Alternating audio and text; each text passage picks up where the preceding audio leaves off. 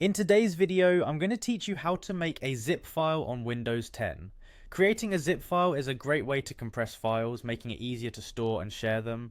Plus, it reduces the file size, which is especially helpful when sending files over the internet or storing them when space is limited. First, let's start by opening up your File Explorer. This is the part of Windows where you can see and manage all your files and folders. If you're not sure how to get there, simply click on the folder icon on your taskbar, or search for File Explorer in the Start menu. Once you're in File Explorer, locate the file or folder that you want to zip. Navigate to the location where the file or folder is saved and click on it so that it's highlighted.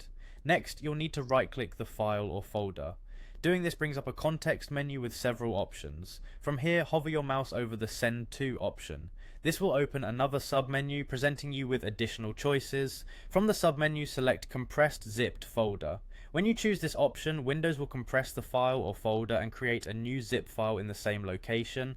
The newly created zip file will have the same name as the original file or folder. If you want to select multiple files or folders at once, you can do that too. To compress multiple files or folders into a single zip file, perform the same steps as before, but this time you'll need to select all the items you want to include.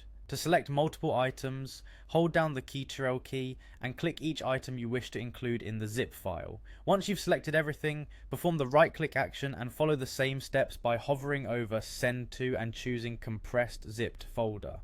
This will create a new zip file containing all the selected items. Now, after you've created your zip file, you might want to give it a more descriptive name. To do this, right click on the zip file and choose Rename from the context menu.